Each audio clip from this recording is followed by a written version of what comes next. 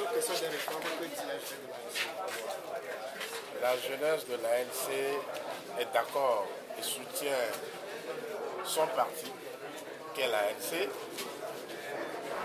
sur la question des réformes, et nous sommes en phase totalement avec notre président national, les responsables du CAP 2015, qui consiste à dire ramener la constitution de 1992.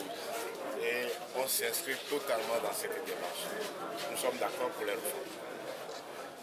Alors, vous avez encore proposé deux solutions de sortie. Je ne sais pas pour les élections transparentes. Oui, les sorties de crise, le Togo est en crise, il faut le reconnaître. Dans les pays développés, les pays en voie de développement, ou bien depuis que la démocratie existe sur cette terre, il y a les différentes formes d'action politique. Et dans ces différentes formes d'action politique, il y a la révolution, il y a le soulèvement populaire, ce qui s'est passé au Burkina tout dernièrement. On l'a connu également au Togo dans les années 90. La deuxième forme, c'est l'organisation crédible, transparente des élections. Et dans le cas d'espèce togolais, on a dit, le premier aspect, c'est que le peuple prenne ses responsabilités par un soulèvement populaire et dire non à l'élite politique aujourd'hui en disant que nous ne sommes plus d'accord avec vous, nous voulons qu'il y ait changement du système, et là c'est le peuple uniquement, le peuple seul qui peut prendre ses responsabilités. Nous, jeunesse de l'ANC, nous faisons partie aussi de ce peuple, et nous ne pouvons qu'être d'accord avec cette vision des choses qui consiste à dire peuple togolais, prends ton destin en main et demande à ce que les choses changent dans ce pays.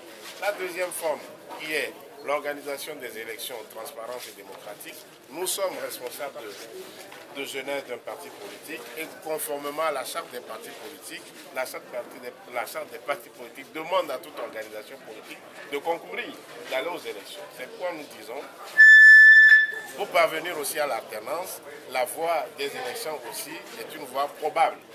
Et il suffit de bien organiser les élections.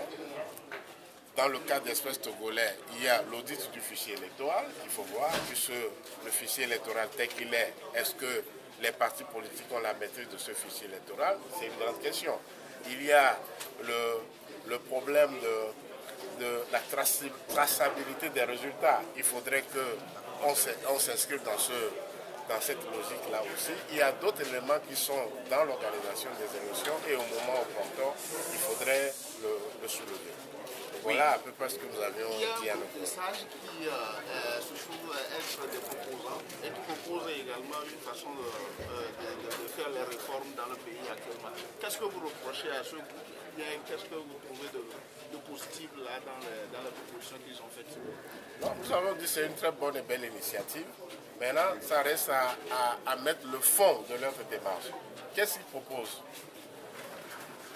S'ils s'inscrivent dans le rétablissement de la Constitution de 92, ils auront totalement notre approbation, notre soutien à leur démarche. Mais si c'est autre chose que ça, je ne vois pas aujourd'hui la jeunesse de l'ANC s'inscrire dans une autre dynamique que ça.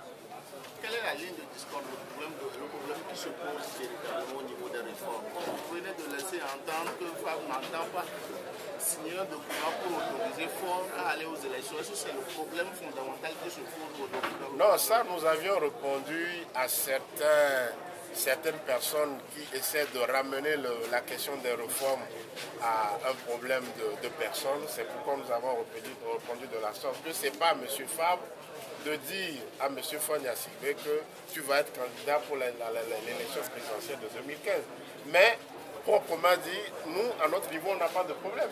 L'ANC n'a pas de problème. L'ANC demande qu'on ramène la Constitution de 92, puisque la question est là aujourd'hui. Le débat est là aujourd'hui concernant les réformes politiques. Et la position de l'ANC sur ces réformes politiques-là, c'est de ramener la Constitution de 92. Et pour étayer cette démarche, l'ANC s'est associée. Les députés de l'ANC se sont associés à d'autres députés pour déposer un projet de loi sur la table du président de l'Assemblée nationale allant dans le sens des réformes. Et la quintessence de ce projet de réforme tient en compte la Constitution de 92. Donc nous, à notre niveau, nous n'avons aucun problème par rapport à ces réformes-là. Mais maintenant, si d'aucuns ont des problèmes par rapport à cette réforme-là, c'est à eux de s'exprimer, de dire ce qu'ils veulent. Nous, à notre niveau, on est tranquille, on est zen. C'est la réforme constitutionnelle ne peut que concerner la constitution de 92. L'ANC n'attend pas faire l'arrangement pour offrir un troisième mandat aussi. Non, ça c'est trahir le peuple. Faire un arrangement pour que qui ou quelqu'un soit candidat pour la présidentielle de 2015, ce n'est pas la ANC de le dire. Les institutions sont dans le pays et sont chargées de se prononcer là-dessus. Je ne sais pas de quel arrangement vous parlez. Mais de quoi parce qu'au fond, c'est l'ANC qui refuse les réformes? Que répondez-vous? Est-ce que vous pouvez être plus précis dans ça? En quoi ils disent que l'ANC n'est pas d'accord sur l'opéralisation de ces réformes-là? Vous pouvez donner un exemple concret? Mais en entendant parler, on a comme l'impression que les réformes ne vous engageraient pas. Non. Dans ce cas, on ne s'est pas compris là. Parce que tout au long de notre exposé, on n'a pas dit qu'il y a un point dans les réformes qui n'arrange pas l'ANC. On dit que l'ANC souscrit totalement à la Constitution de 1992. Et où est le problème? La deuxième partie de votre journée, c'est avec les responsables des différentes sessions locales. Qu'est-ce que vous avez fait? Merci beaucoup. Bientôt, nous allons entrer dans l'année 2015.